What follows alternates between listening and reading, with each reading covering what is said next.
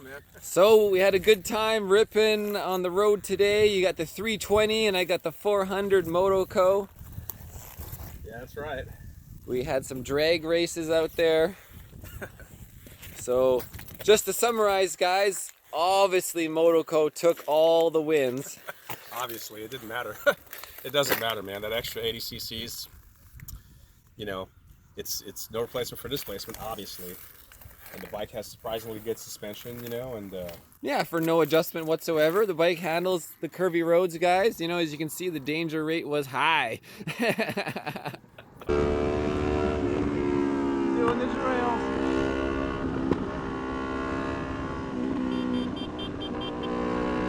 Big old rock. Yeah, rocking the road. Yep. Drag race, on your left, on your left.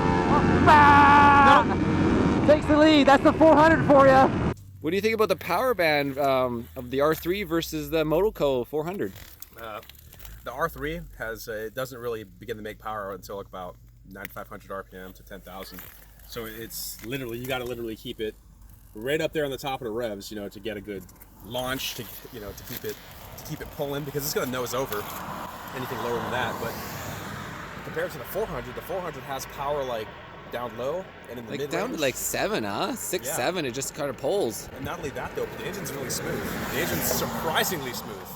You know, there's nothing lackluster about when you give it gas. Just like, There's no delay in that. Yeah. There's no delay. Whereas on the R3, there's a kind of dead spot in the throttle where you'll ring it out and it'll kind of womp, womp, womp, like that. But yes. Yeah, so this thing pulls all the way to 12. I don't remember where it actually would bounce off the limiter, but maybe like 12 and a half. I had it all the way up there. Yeah, well, of course, you have to. It wasn't. It's a little bike, right? Try again. Ah! Fly by. There it is, 12 and a half.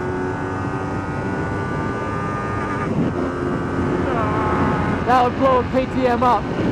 Oh shit. It didn't matter. I mean, even if I jumped the start of Marcel, you know, and I maybe pulled a bike or two on him, it didn't matter. He would just catch me instantly. So there's no way that you're going to outdo somebody on a 300 R3 or any of the 300s. 300. There's no way you're not. There's no way. Even modified, you're not. Alright, you ready? All right, so 5, 4, 3, 2, 1, go! I gave him a head start. Oh, dude, you don't have a chance. Doesn't have a chance.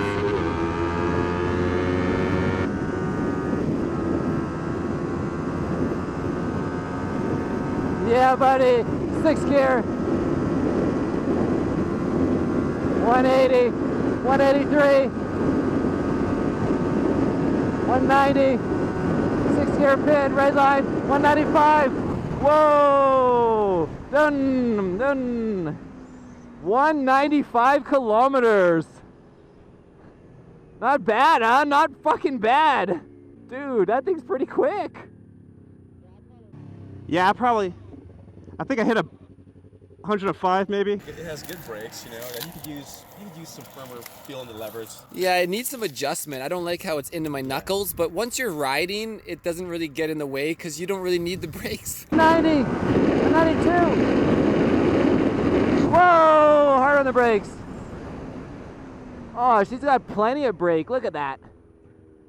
Oh yeah, I got to do 2-finger brakes though, you know, because of the lever so close. Yeah, so that's on the list for get turned into race bike. You know, get some better brake system going on, and a whole bunch of little race parts for sure. Yeah, definitely some rear sets so you could get like a better positioning on your foot while shifting. Yeah, the Woodcrafts will be in soon, Yeah. clip-ons, and then on the R3, you know, if you look at the video, you noticed I was shifting a lot better, 100% better, as compared to Marcel's bike. You know, I didn't really have that much time to get a feel for it, but even 10 seconds. Even when we switched over and I was missing gears, I was still beating you when you were on my bike. No,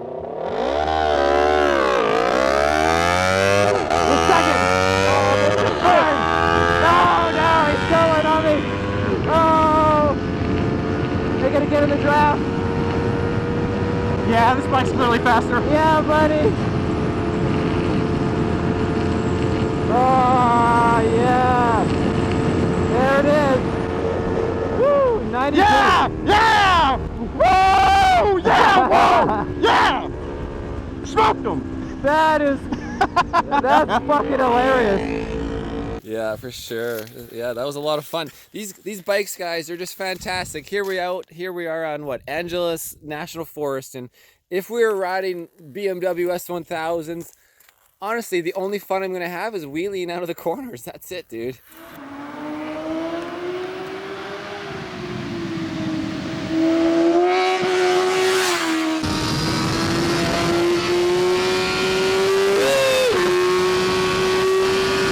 This thing, you know, you can really just kind of like full throttle it everywhere and enjoy it. That's right. You know?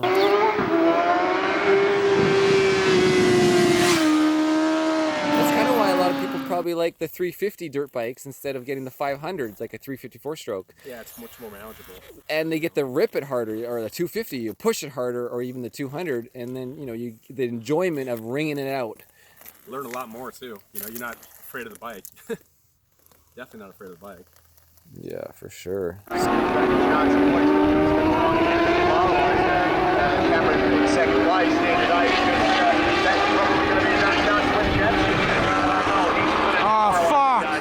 So, what do you think, Bud, about the R3? You're gonna keep it? You're gonna get yourself your Ninja now in the future, or just hold off? I'm gonna keep it. I'll probably get one of these in the future also. Yeah, I got one of each. Room in the garage. Room in the garage, man. There's too much stuff in there. Yeah, obviously with the Corvette and like the 600s and the 1000s.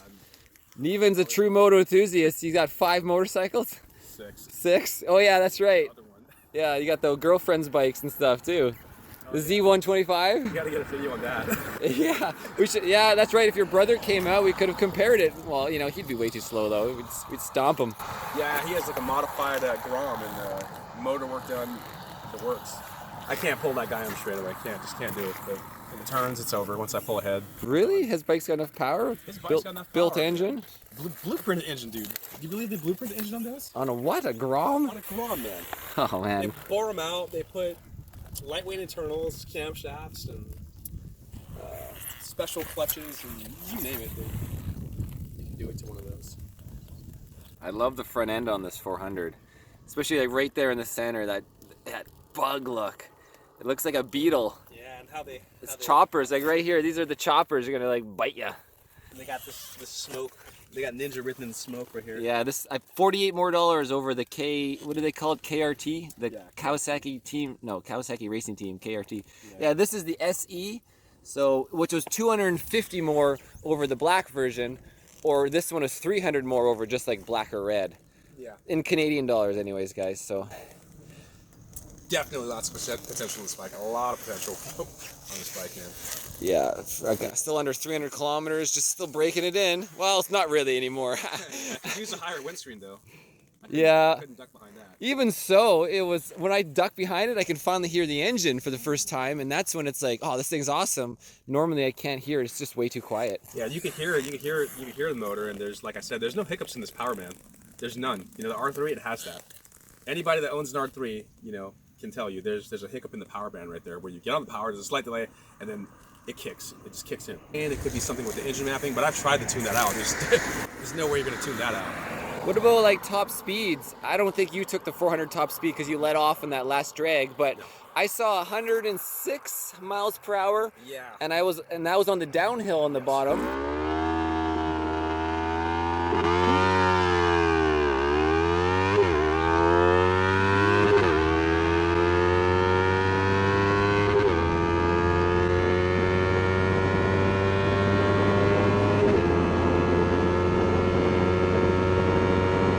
He's got me. Are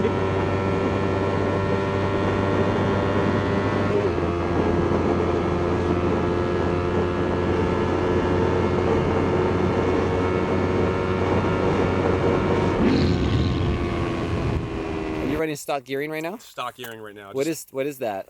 Like a 16 or on the front or a 14? I don't know what they do on these. I gotta double check, man. But just lightweight sprocket in the rear. Stock gearing, you know, I left it that way because. Well, stock gearing is really good on the 400. Just to interrupt you because, you know, in 6th gear it took me 200 kilometers, and at Redline now on the racetrack at Thunder Hill, I needed more. I'm like, okay, I need a 7th gear, so essentially I need a taller front sprocket right off the bat. The brakes, you know, they're going to be cheap ass brakes, but you don't really need them on these bikes.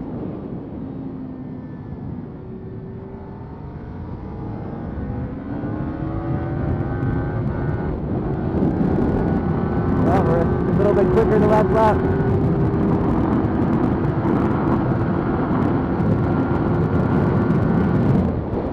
Let's just try 4th. Oh, it's coming a little hot. No, 3rd would have been good there. But in the end, doesn't really matter. I'm a half a second up.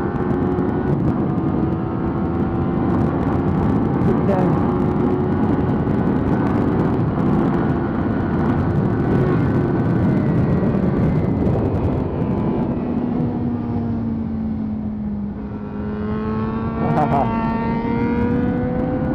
A guy like that.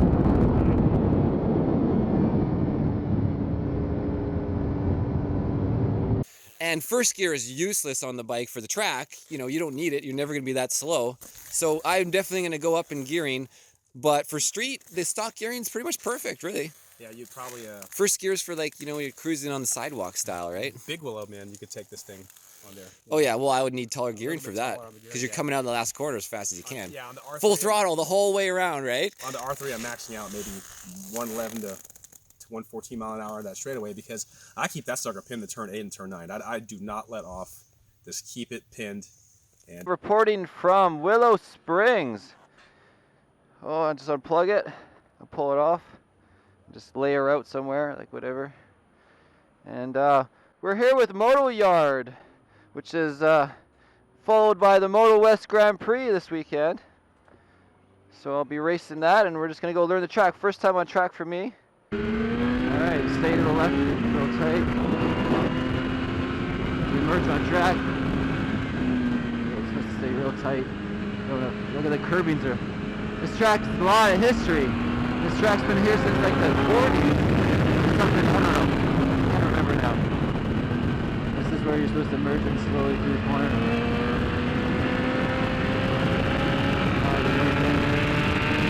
Look at this is a big corner. This is gonna be fun. Couple little bumps, but not too bad, pretty smooth.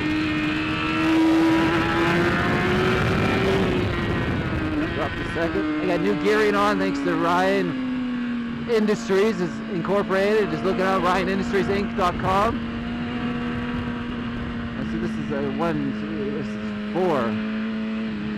And down the hill, look at the elevation. Whoa! One bump though, catches you off guard there.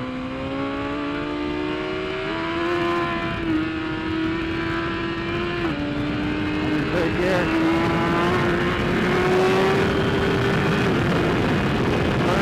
First lap on the track right now.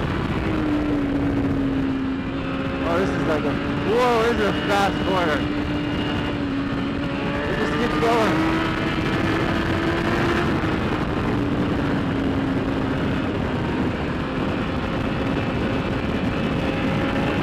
Holy crap, this is going to be fast. It's going to be hard on tires. It's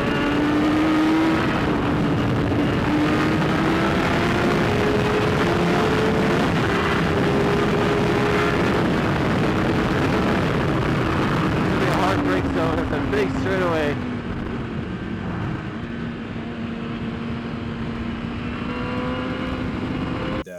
it's funny because, you know, at high speeds, aerodynamics comes into play. So the more you hang off the bike, you could actually watch the speedometer begin to decrease in speed. You watch that tachometer start going down and you're just wondering what the heck's going on. And then you finally figure out that, hey, you know, you can't hang off as much because the wind drag comes into play big time on these bikes. So you got to stay more behind the fairing, you know. That big muffler on here, big old stalker, a tiny little outlet too, huh? Yeah, you see how shiny it is on the inside?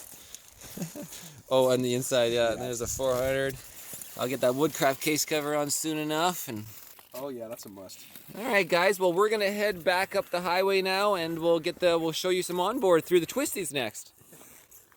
Hopefully, we'll find that Corvette out there. Yeah, he might be pulled over at one of the stops. Yeah, well, if we do, we'll pull over and say, hey, go in front of us. See if he can hold us back. You can smell his exhaust.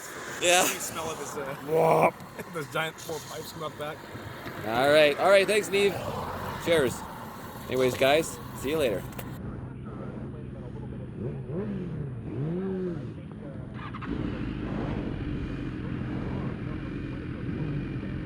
Launch control. More clutch.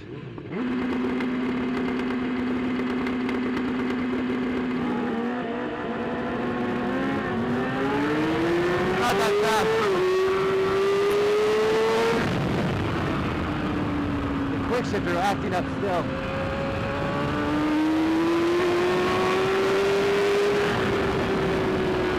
I could slow down, but no, it's still fucked up.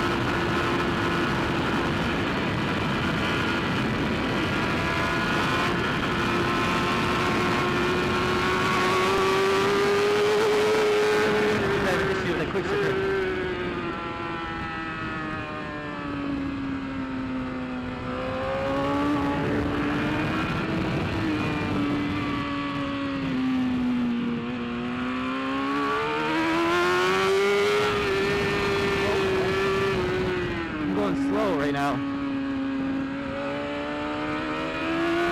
Stop shop.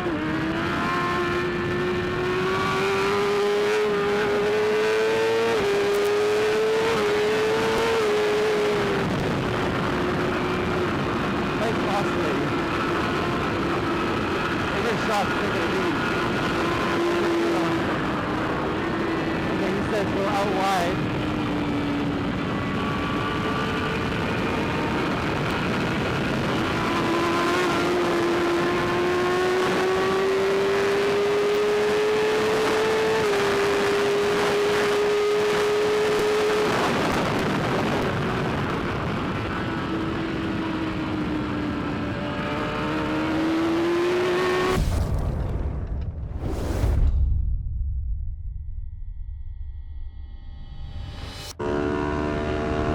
There we go.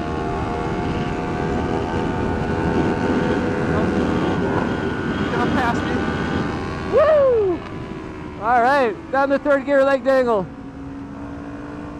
Oh, should I turn tighter than I expect? Harley Davidson. That's right.